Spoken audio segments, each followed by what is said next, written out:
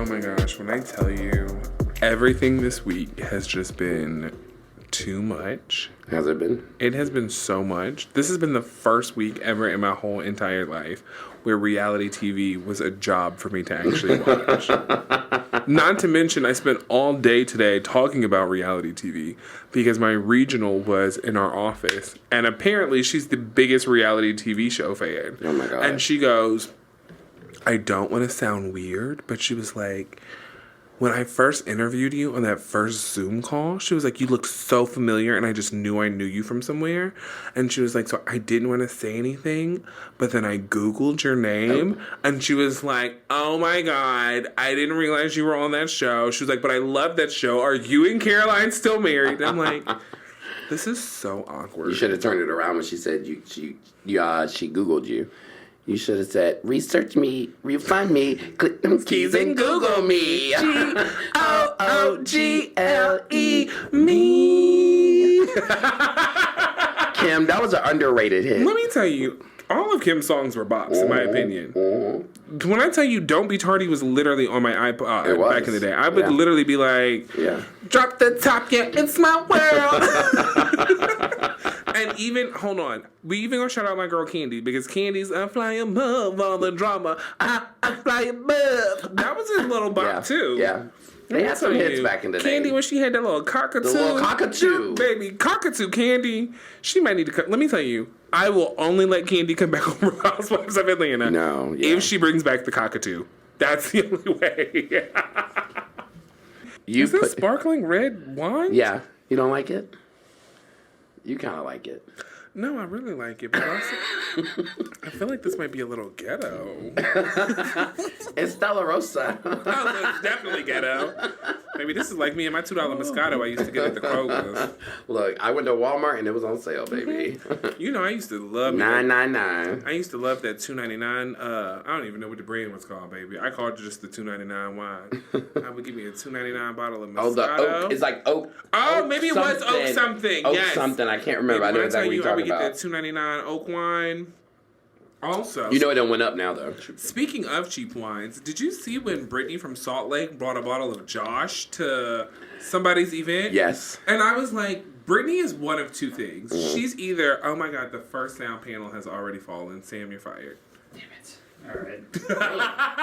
You guys, we've soundproofed the studio because we're trying to bring you better quality, but the soundproofing that me and Sam worked together to put together is falling apart. So we're going to just blame Sam. We would fire him, but he's the only one willing to do the podcast for free. So in that case, Sam, you just got promoted. Yes. You are an elite employee. And we want to give a shout out to our sponsor, Temu. It's actually pronounced Tooo. Temu.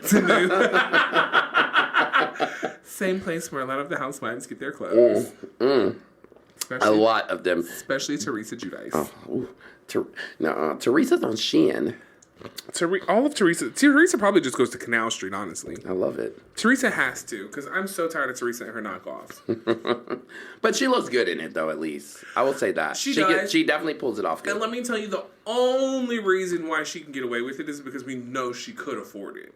I think after her prison stint, she probably was like, I'm not about to go out here and buy all these expensive clothes. I think after prison, she stopped spending money the way she used to. I would. Child, you can see this Versace shirt. So how's your week been? It's just been a week, let me tell you. You came in a little tired, so I was like, oh, Lord, somebody's about to get lit up today. Let me tell you, somebody's definitely going to get lit up because I am tired. First of all, y'all, they got me recording this podcast at 9:33 p.m. And in case you don't know, if I have not already said it in every other time we filmed a podcast, I got kids. And I'm tired, and I gotta go to bed. Because they gotta go to bed, I gotta go to bed. Everybody just needs to be asleep. They're probably asleep already. They probably not. They probably at home. Bowen is definitely not asleep. Bowen is at home whooping Caroline's Brooklyn ass might be right asleep, now. Though. She's not. She's watching Bowen whoop Caroline ass. When I tell you, they be tag teaming her, and I be like, girl, I would say I feel bad for you, but you choose to be a stay-at-home mom. Like, you could go to work. You choose to be the stay-at-home mom. And I support that. You guys should just totally flip-flop for, like, at least 3 months. I told her that. I was like, literally, like, because we work the same field. So you could get the same job I have. Honestly, I could be like, hey, y'all, I'm going to quit, but y'all can just say Caroline. Yeah. Like, we're just going to swap. Yeah. And they'd probably be like, okay. Okay. But they probably like, we prefer her. She uses her indoor voice. Because literally the new hire was like, oh my God, I just don't do well with loud noises. I said, well, baby, I don't know why they hired you. Because I said in my interview, Alex and quiet are two things that don't go in a sentence together. Not at all. Not at all. You're going to hear me. There are dead people who can hear me still. Not dead people. Greg! No, I'm just joking. Oh my God. Too soon. We love Greg Leaks. May he rest in peace. So, let's get into some hot topics. Let's go. Let's go. Well, let me sip my sparkling red wine Yes, soda. sip on it. Have y'all ever had sparkling red wine soda? Look, don't judge my wine selection tonight. It's basically a grape Shasta. Y'all remember the Shastas that they sold at the Dollar Tree? Oh my God, I remember those. This is definitely giving grape Shasta. Oh my God, definitely remember those. Flat grape Shasta. So first hot topic let's get into is Jennifer Aydin got into it with an employee at Jersey Mike's.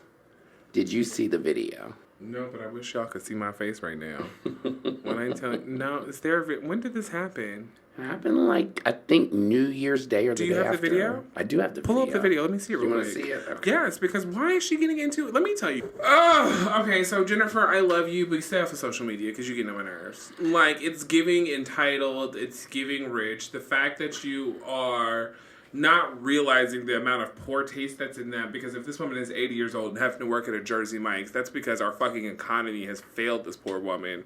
Yeah, pretty much. That somebody that old still has to work that type of job, making like no money. So I feel like maybe instead of being an asshole, she should have taken a page from my book and turn the situation around. Whip out Bill's credit card, Jen, and put a nice big fat tip up there for that 80-year-old so she can get the medication she needs for her arthritis so her fingers can bend a little quicker to get you your Jersey Mike's. Yeah, no, I agree. I think that... Your face looked amazing, Jen. She looks amazing. She face, looks great. You look amazing. She looks great. And I just want you to know, I'm a huge fan. You're actually one of my favorites. Actually, you're probably my favorite. Yeah, I love Jen. I love Jen, but I do not like her in that clip. But I love Jennifer Aydin. Like, I love Jen. Jen Aydin, love her down boots. Because let me tell you, Jennifer Aydin is a real housewife. Yes. Like, she's a housewife who's just married to a fucking surgeon. Yeah. And she's like an actual real housewife with all the kids. 16 bathrooms. 16 kids. 16. But I will say, Jen, and I don't know what this is about, but I'm tired of you driving an Infiniti. But she has a Porsche too. But she always drives that Infiniti. It's probably comfortable. It's probably comfortable. It's a mom car. There are mom Escalades, Range Rovers, Rolls Royce Conans, Bentley Bentegas, Escalades, electric Escalades, Tesla. Jackie even had a Tesla. Girl, get rid of that Nissan Armada. That's all. It's just a Nissan Armada with some leather seats. Ooh, my headphones just fell right off my head. No. Sips my grape Shasta. Y'all, when I tell y'all I'm in here tearing up the studio right now, I done knocked the mic over, the headphones that fell off my head. It's this motherfucking grape Shasta wine that Marcus has fed me. Is that what it is? And it's 9:33 p.m. at night and I got to go to bed. There's a lot going on. Have you watched Paris and Nicole's Simple Life? I haven't seen it yet. No, it's on Peacock. It is. I watched the first episode. It's super Peacock. cute. Yeah. It's a really cute show. Because it dives into the entire like background history of the Simple Life and like the authenticity of it when it first started. Like, I didn't know that they stayed with their first family like for an actual like 30 days. They lived with these people for 30 like real days and stayed in their house and everything. So it was really interesting just hearing, like, the producers, because they had all of the original producers as well, and they would talk about, like, their experiences with the girls. So they were like, the EP was like, I will never forget the next morning, Paris comes out of the house, and she's like, I'm done, I quit, I want to go back to Beverly Hills. Did she really? And he was like, what's wrong with Paris? She was like, they don't even have a dresser drawer for my clothes. And he was like, if I buy you a clothing rack, will you stay? And she was like, yeah. I was like, oh my God. So she had no idea how it worked. Remember, Paris Hilton didn't know what Walmart was. And then that was a super cute, like, nostalgic moment. They had her go back to the Walmart, and it was, like, a super full circle because, you know, now the Paris Hilton collection, her pots and pans are sold at Walmart. So she bought, like, 12 sets. And do you feel like that was 100%, like, authentic? That she didn't know what Walmart was? Yeah. Absolutely. Absolutely. Why would Paris Hilton know what Walmart is? At that point in her life, she was, like, 19. Yeah. She had never stepped foot in a Walmart. I don't even think there's a Walmart in 90210 zip code. Damn. She's never been to a Walmart. That's true. Probably a Target. Probably not, because Target wasn't even popping back then. Yeah. Target was still low-key a little ghetto back then. Damn. Well, we're going to move right along into the things we need to get into tonight. What we getting into? Well, let's first touch base on the Real Housewives of Potomac. So I can get into Jacqueline's ass. So there was 2 episodes that aired, episode 12 and episode 13. Let's just quickly recap episode 12. It started out with Jacqueline crashing Karen's Love Lagoon party with her 8 heart balloons for the 8 citations that Karen received. Yes. But she said she brought it in love and she wanted to release them so she could release the stress that Karen had on herself. So, all of that aside, Jacqueline's just been a huge disappointment. Jacqueline's been a flop because Jacqueline is trying way too hard. I liked Jacqueline. I don't think it was last season. I think it was the season. It was 2 seasons ago. Yeah. I liked her then when she was like that first time she was the friend of. Yeah. This time I feel like she's trying too hard to secure a role, so you're looking for a moment, and it's just not landing. I think the thing that Jacqueline doesn't understand is this, and I think all reality stars need to understand this. You already had it, and you got asked back. So clearly they wanted what you brought the first time. Not whatever. Bring that. You don't have to reinvent the wheel. We want what we saw the first time, that real authentic, like you kind of calling Mia out, and you guys back and forth, and you kind of being a little bit of the voice of the group, and like, that's what we liked. So like this like weird, like, I'm protecting Mia every scene, and like going for Karen scene. It's just weird. It's so weird. And it doesn't land how I think she maybe thought it would land. It's giving that terrible like Alexis Bellino when she was obsessed with Shannon Bedore. Because what have we learned about Jacqueline as a friend of? Nothing. We've learned more about Jazzy as a friend of in 9 episodes than we've learned about Jacqueline, because Jacqueline lets her whole entire being be being Mia's sidekick. I know. It's like, I'm Mia's bestie. I mean, girl, don't nobody want to be Mia's friend. You can go lay your ass in one of them craters in her face. Like, why are you... Girl, don't nobody care about Mia. Nobody cares about me. MIA. Really, she can be missing in action and we would all be okay. We would totally be okay. Let me pull up my notes, because, y'all, when I tell you, you got to open up my iPhone, because I got notes for Mia and Jacqueline, because they were disappointing me. Yeah.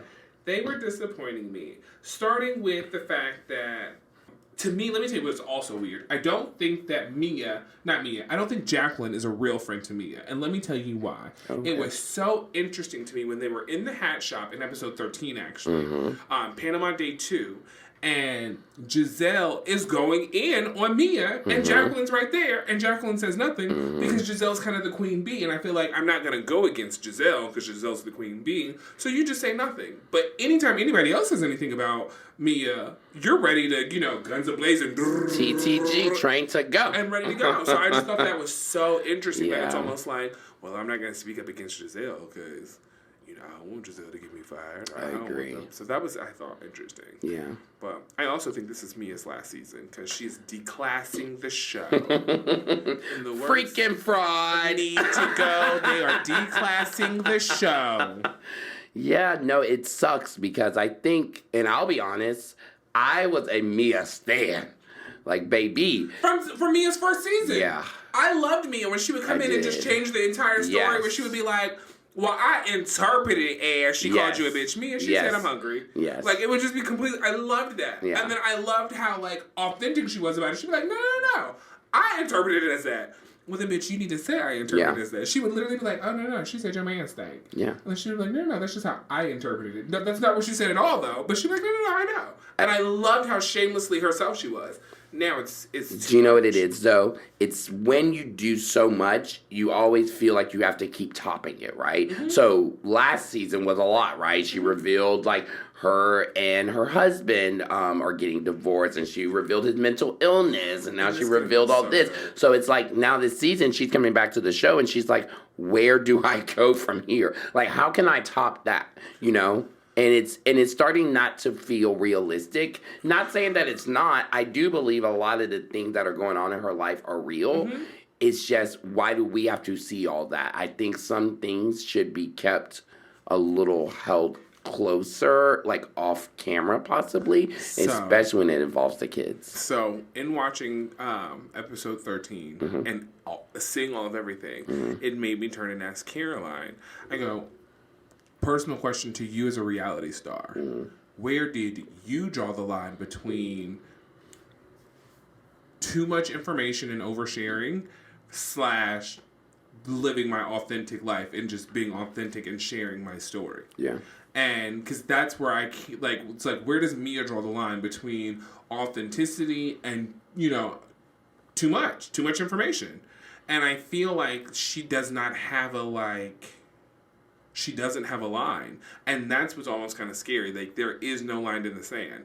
And I think Ashley is somebody else we've watched who's been very open about everything going on in her life, but not everything that's going on in her life. Yes. And I don't know. I just feel like Mia needs to learn to draw the line in the sand somewhere, because all of this is so terrible, especially for her kids. Like, and your kids are old enough to watch this and understand this.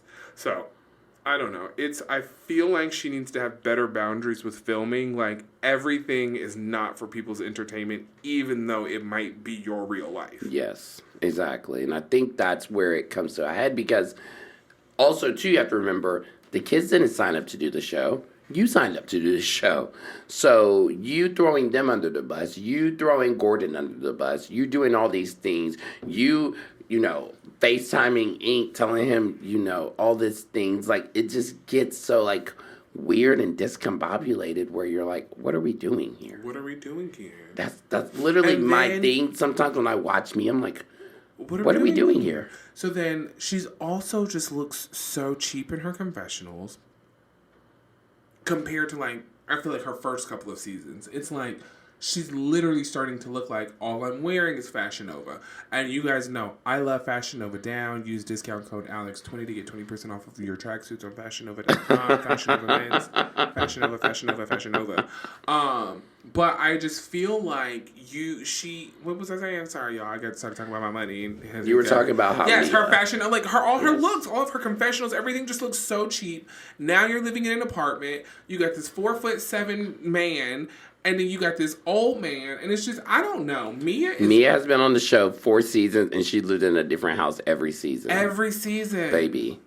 Can we get stable living for your children? And then what's going on with Mia's paycheck? Because by now, you should have been able to go rent another house. So I'm just confused. Like, everything about Mia is giving OG Sheree, and the last time we saw somebody in an apartment, Sheree, she was fired. No. So I think this is Mia's last season. I think she definitely has to go on a pause, if nothing else. Sure. I'm not saying she'll never come back. I don't hate Mia. But I think she needs to, have you ever heard the saying touch grass? Yes. She needs to go touch grass. Uh-huh. She needs Both to check hands, back feet, in. Yes. Check back in with reality. Yeah, and then when she comes back around, you know, we will be more open to receiving her, because she'll be like, you know what? Let me get back to the Mia y'all first met. That was like, you know, a little ratchet, but a little funny. Mm-hmm. But, you know, I was a little delusional, but, you know, I leaned into it. Like, that's what we liked. Mia needs 2 seasons off. Yeah. Give Mia 2 seasons off. Let that oldest boy go ahead and become 18. Let those younger kids get a little bit older. And then let us see where Mia is. But we need 2 years without Mia. So then that brings the next point is, what do we do with Jacqueline? Do we think Jacqueline, if Mia's not on the show... Jacqueline does not hold a space in this group without... And that is 100% Jacqueline's fault. Yeah. And that's exactly what I was saying. She's given us nothing to build on to her to make us like her, to love her. We don't know about her kids. We don't know about any businesses. We just know you'll sleep with Mia and any of Mia's minions. Yeah. So I don't know what kind of golden platinum pussy cooch mooch Mia got, but I'm not gonna lie. I just want to get a whiff of it. Like, I just want to whiff of Mia's coochie because it's got to be doing something. Mia, like, Clearly. literally, I mean, I already know how it is to have a past lover and a lover right here all in the same room. Yes. This bitch got 2 men and a horse. Like, you literally have everybody just like wanting just a little whiff of Mia coochie. Yeah. So I don't know. It's really weird. So, moving along, what did we think Snapchat me about... that pussy if it's cool. Good. Wait, before we move along though, Yes. this is what I want to know because I feel like there's 37 women on Potomac right now. Going forward next season, solely based off of everybody's current performance. Yep. We're not going to talk about potential reunion or anything. Solely based off of their current performance. Who would you build? What is next season? Season 10? Their Big 10. Who are you building Big 10 around? So for me, I think obviously Giselle, Without a doubt. Karen. Without a doubt. I actually am really into Wendy this season. So I've liked her more this season as well. I would bring Wendy back. Despite the fact that I'm tired of her birthday being 12 of the 12 episodes we've watched. Yeah, that was a lot. That was a little weird. I would bring Wendy back. I really do like Stacey. I think Stacey fit into the group very effortlessly. Stacey is hilarious. And what I love about Stacey is I can't tell if Stacey is acting or if this is who she really is. No, it's who and she is. I love that. I love that. It's happened too many times for her to be playing a role because she's not an actress. I mean, she's not, but neither is Kathy Hilton. Oh. Bloop, bloop, bloop. But we know she's acting. No, but yeah, I definitely like that as like the core four.